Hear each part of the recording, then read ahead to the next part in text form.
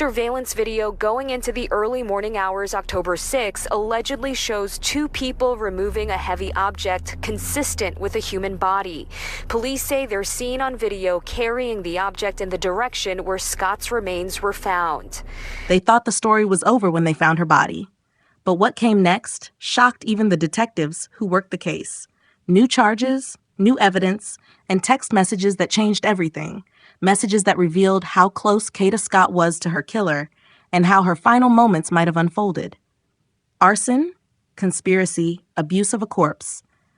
This case is no longer about disappearance. It's about betrayal, obsession, and murder. You're watching Crime Bitz, where every story is told with truth, depth, and the respect every victim deserves. So before we unravel what really happened in the latest developments of the Kada Scott case, take a second to hit that like button, subscribe, and turn on notifications, because this isn't just an update, it's the part of the story they tried to keep buried. Now, let's begin. When officials confirmed that the remains found behind the abandoned school belonged to Kada Scott, the news spread like wildfire across Philadelphia. Her name filled every headline, every news ticker, every whispered conversation in the city. But behind the formal press releases and the polished podium statements was a story still unraveling, a story darker than anyone had first imagined. Investigators didn't stop with the confirmation. They kept digging. Every detail mattered now, every small clue. And what they found in the following days peeled back the layers of deception surrounding her disappearance. The case that began as a missing persons report was now transforming into one of the most disturbing homicide investigations the city had seen in years. Detectives had arrested 21-year-old Keon King earlier, initially charging him with kidnapping. It was a charge serious enough on its own, but as the days went by, new evidence surfaced. Evidence that forced authorities to look at him not as a suspect in a disappearance, but as the central figure in a murder case. Court documents began to emerge, painting a chilling timeline of the final days before Kada vanished. Between September 28th and October 4th, text messages between her and King revealed a strange, unsettling dynamic. They talked often, joked sometimes, but under the surface was something that now felt haunting. Kada had written to him, "Kidnap me again." It seemed playful at first glance, maybe even part of their private banter. But King's reply, "Better be up too," would later take on a more sinister meaning. Those messages were the digital echoes of a meeting that would change everything. They planned to meet on the night of October 4th, the same night Kada went missing. Investigators pieced this together through cell phone records and surveillance data. Her phone stopped transmitting shortly after their planned meetup.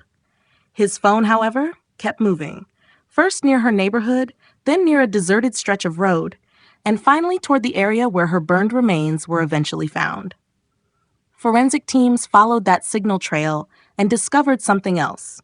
The vehicle connected to the case, a 2008 black Hyundai Accent, wasn't just any car.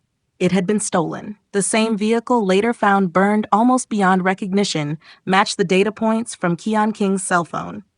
Cameras captured its route through the city that night, pausing briefly near the location where investigators believe Kada met her end. When the car was recovered, it was little more than twisted metal and soot. But fire doesn't erase everything. Hidden beneath the ash, crime scene technicians found fragments of evidence, melted material, traces of DNA, and the faint chemical scent of accelerant. It told them what the flames tried to hide. The vehicle had been deliberately set on fire. Someone wanted it gone, destroyed, forgotten. But destruction often leaves its own trail. Investigators used surveillance footage, phone data, and forensic analysis to link King directly to the burned vehicle. The evidence was overwhelming, and so the charges began to stack. From kidnapping, the list grew. First-degree murder, arson, tampering with evidence, abuse of a corpse, conspiracy, obstruction of justice, unauthorized use of a vehicle, and violations of the Uniform Firearms Act. Each charge told a different part of the story, each one a layer of cruelty, calculation, and cover-up. What started as speculation now had the weight of proof. The story of a young woman who vanished without a trace was no longer a mystery of disappearance. It was a case of deliberate destruction. Neighbors recalled seeing flickers of orange light the night the car was burned, but thought nothing of it. Some said they heard the distant echo of tires on gravel, a sound that faded into the stillness of the night. They didn't know it then, but that was the sound of someone trying to bury the evidence of a life stolen too soon. Meanwhile, inside the Philadelphia District Attorney's office, prosecutors were preparing for a battle. They knew this case would be watched closely, that every motion, every document, every word would be dissected by the public. The pain in Kada's community was raw, and people wanted answers, real ones, not just statements. King was now behind bars, held on significant bail. Court officials announced that his preliminary hearing was set for early November, and the halls of justice began to hum with anticipation. What would come out in that courtroom? What secrets would the evidence reveal? The DA's office released a statement saying that additional individuals might have played a role in the events leading to Kada's death. That phrase, additional individuals, set off another wave of speculation. Was this bigger than one man? Did Keon have help disposing of the evidence, setting the fire, or even luring Kada to her death? Authorities wouldn't say. They only confirmed that the investigation was still active and ongoing. Inside the community, the silence from law enforcement created both frustration and fear. Some of Kada's friends believed she had been trying to distance herself from King before the night she disappeared. Others claimed that she and Keon had been on again, off again for months, a complicated bond that mixed affection with tension. But no one could have imagined it would end like this. As more evidence surfaced, the portrait of Keon King grew darker. Investigators found digital footprints linking him not only to the crime scene, but also to attempts to erase those connections afterward. Search histories, deleted messages, and encrypted chats began to reveal a man frantically trying to outsmart the inevitable. But in the age of data, nothing is truly gone. The abuse of a corpse charge told its own painful story. It meant that what happened to Kada didn't end with her death. The act of trying to destroy her body was an attempt to erase her existence, to silence her voice forever. But even in death, she spoke through the evidence left behind. Her DNA, her digital records, her final text messages, all became her testimony. Authorities began urging anyone who might have had encounters with Keon King to come forward. They believed there could be other victims, other stories connected to his violent behavior. They opened hotlines, released public appeals, and asked the community not to stay silent. Each day brought new tips, some credible, others less so, but all adding to the growing picture of who this man truly was. While investigators pressed on, Kada's family was left navigating the unimaginable. They had held on to hope for so long that even confirmation brought no closure, just a different kind of pain. They spoke of her with trembling voices, describing her laughter, her dreams, the plans she'd had for the future. To them, the legal process was necessary but hollow. No verdict could bring her back. The city mourned with them. Candlelight vigils filled the cold evenings, each flame a silent promise that she would not be forgotten. The sound of prayers, the murmur of grief, the occasional sob of a mother who understood the pain too well, it all became part of the city's pulse. In the meantime, King sat in a cell, his face appearing briefly during virtual hearings. He often said little, sometimes nothing at all. His lawyer issued short statements insisting that he was innocent until proven guilty, that the evidence was circumstantial. But the documents told a different story, and prosecutors were confident that the case would only grow stronger as the forensic reports came back in full. Cell phone triangulation, surveillance timestamps, and chemical residue from the burned car all aligned in a single timeline, one that ended with Kada's final moments. And yet, even with all this evidence, one haunting question persisted. What really happened during those final minutes of her life?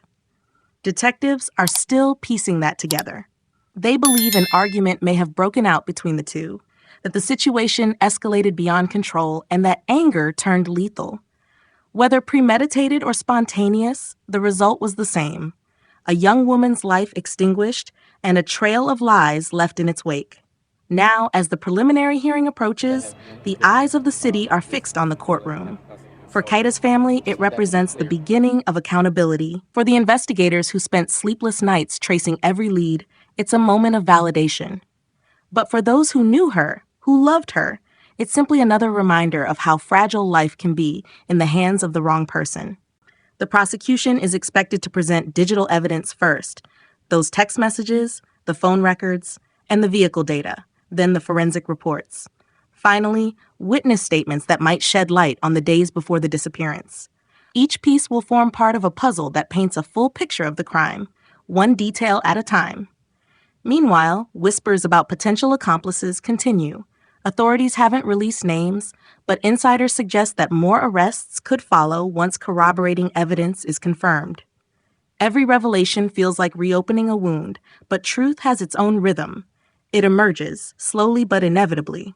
For now, Philadelphia waits.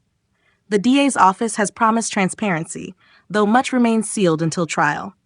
Reporters gather outside the courthouse each morning hoping for updates. Cameras flash, microphones crowd the steps, and the public watches as justice inches forward, one motion at a time. Through it all, Kada's story has become a symbol, a reminder of the importance of paying attention to red flags, of trusting intuition, of recognizing danger, even when it hides behind charm. Her name has become a rallying cry for safety, accountability, and justice for victims whose stories are too often silenced. The investigation isn't over. Authorities continue to gather evidence, pursue leads, and appeal to the public for information. Every new fact brings the case closer to resolution, but the emotional scars left behind will take far longer to heal. And somewhere in the quiet corners of the city, her memory lingers. In the photos her family still posts online, in the flowers laid outside the school where she was found, in the faces of those who still whisper her name when they talk about justice. The case of Kada Scott isn't just a headline. It's a tragedy that has reshaped a community's sense of safety and trust. It's a story that began with love, spiraled into control, and ended in fire. But from those ashes, the truth continues to rise. This is where we are now. A suspect behind bars, a city in mourning, and a family waiting for answers that can never bring peace. The courtroom will soon become the stage where all the evidence, all the secrets, and all the lies collide. And when that day comes, the world will be watching. Because justice isn't just a verdict. It's a promise that even in death, Kada Scott will not be forgotten. This is Crime Bitz, where stories live long after the headlines fade, where we remember the victims, not just the crime, and where every voice deserves to be heard. If you've made it this far, take a moment, hit like, subscribe, and turn on notifications.